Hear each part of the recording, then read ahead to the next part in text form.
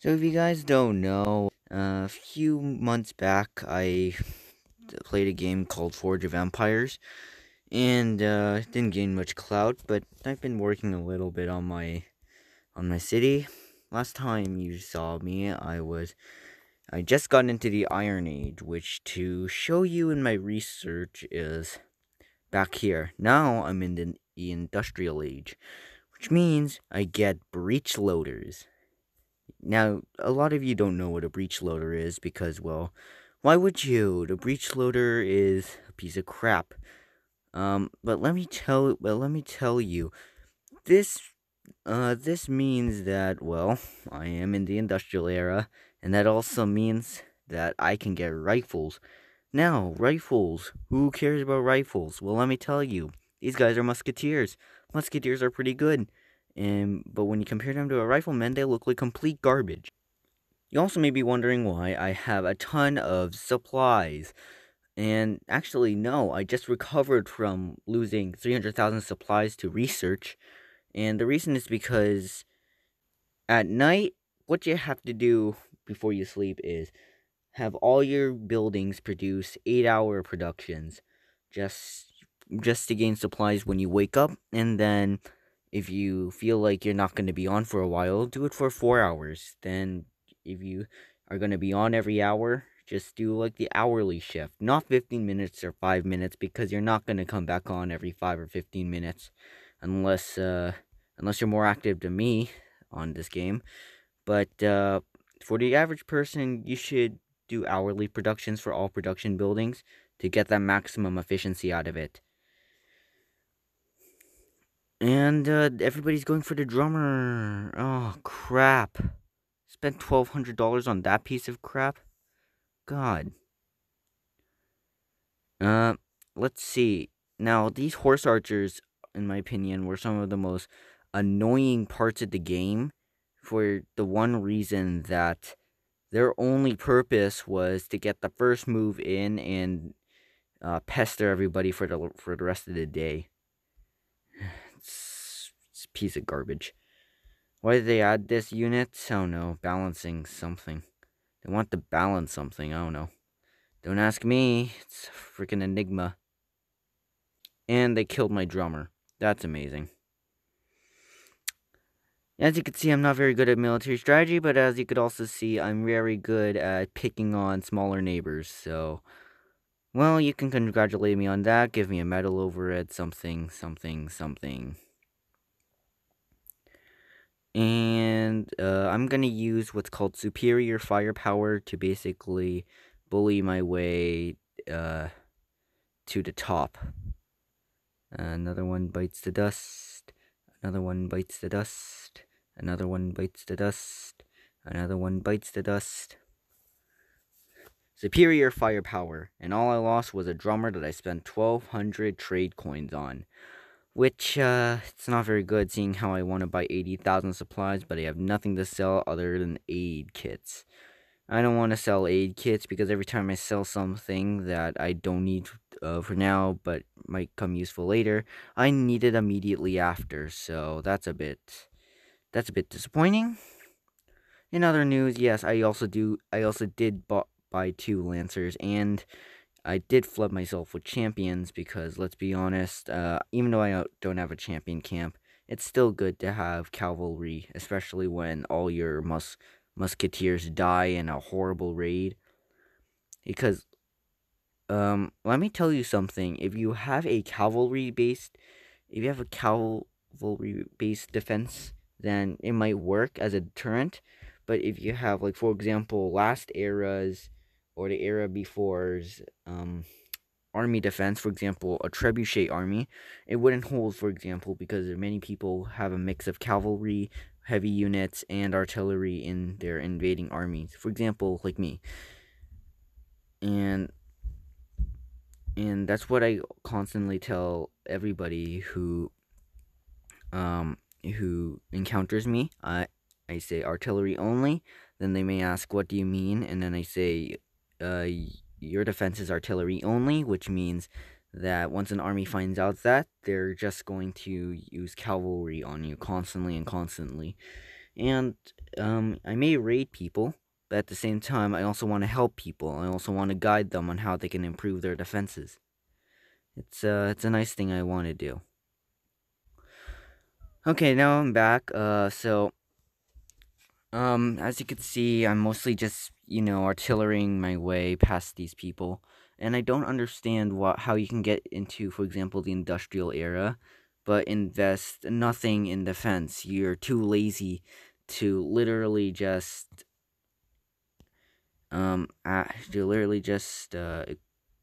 assign some troops to a solid defense.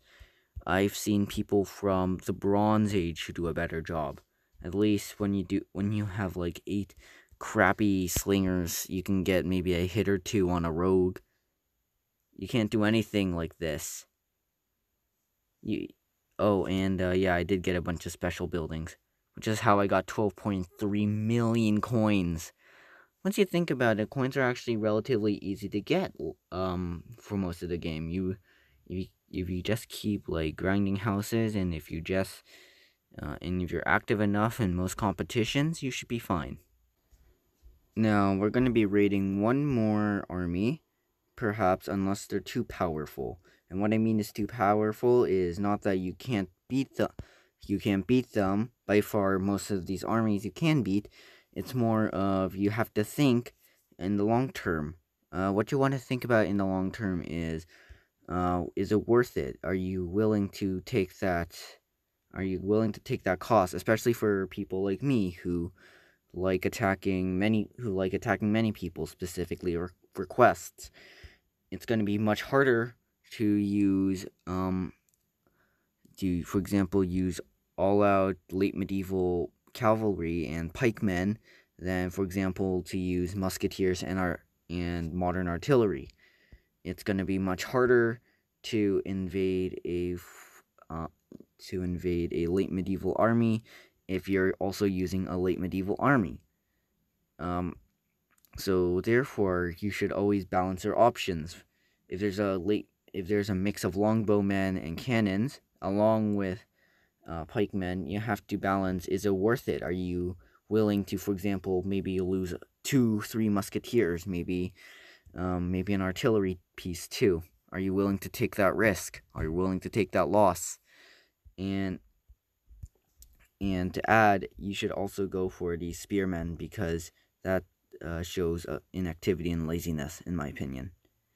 If you get raided, do not raid back, but instead try to make friends, because it's better.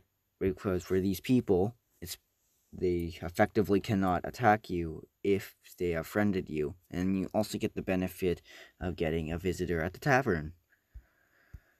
And these are the last few people. If you know that the last people at the top are not going to be worth fighting, then you should aid them so you can get a few coins out of them.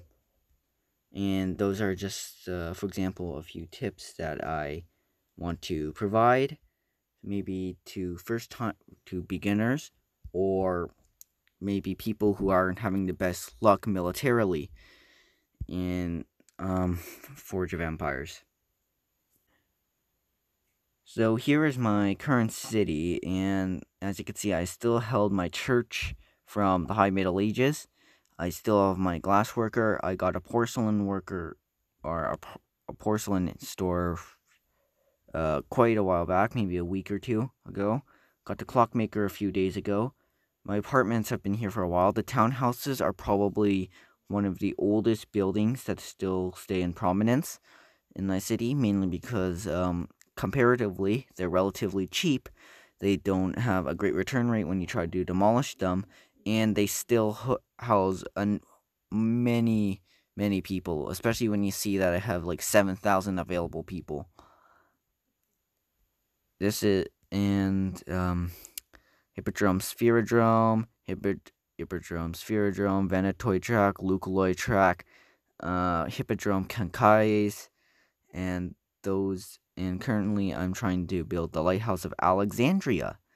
And you may be wondering, well, why am I not doing that? And the reason is because I am investing a few forge points inside research. And the reason I do that is so I can constantly advance. But for example, you should always leave, no matter what, you should always leave one forge point free in case like there's a last minute trade deal that you want to commit to. For example, currently there are no trade deals, and if there are no trade deals that you feel like doing, or for example, if you feel like it's going to put you into financial danger, then you should not take the offer, and you should then start investing inside great buildings or start donating to people who donated to your great buildings. This will help create a stronger, I guess you could say, incentive for your friends to contribute to your great buildings, while at the same time allowing you to never reach a full forage point pool, and always allowing you to generate a constant flow of forage points, if you know what I mean. And when it comes to tar, I actually don't need tar. Silk. Silk, yeah. And I'm gonna just invest a bit in silk, and this is what happens. You should always also spend a bit of time investing in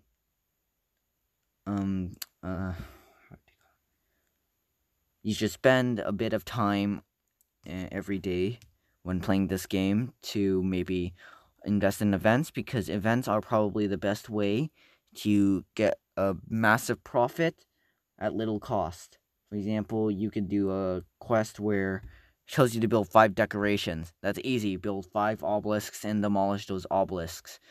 And then you gain like a coin, you spin the coin, and you get, like, for example, this mansion or governor's villa, which generates 20,000 coins a day and 8 random goods. It's also good to do the same production line in your quests, or rather your expeditions. Are they called expeditions? Because this will also keep you from getting into financial trouble when it comes to income, and will always allow you to keep a constant source of materials. When it comes to these, unless you're willing to spend diamonds, it's best to be patient and build one building and then produce one good at a time, rather than produce them simultaneously, because that will put a strain on your currency, and will also put a strain on your space and possibly your wallet. So you have to be patient with that. I'm sorry with that.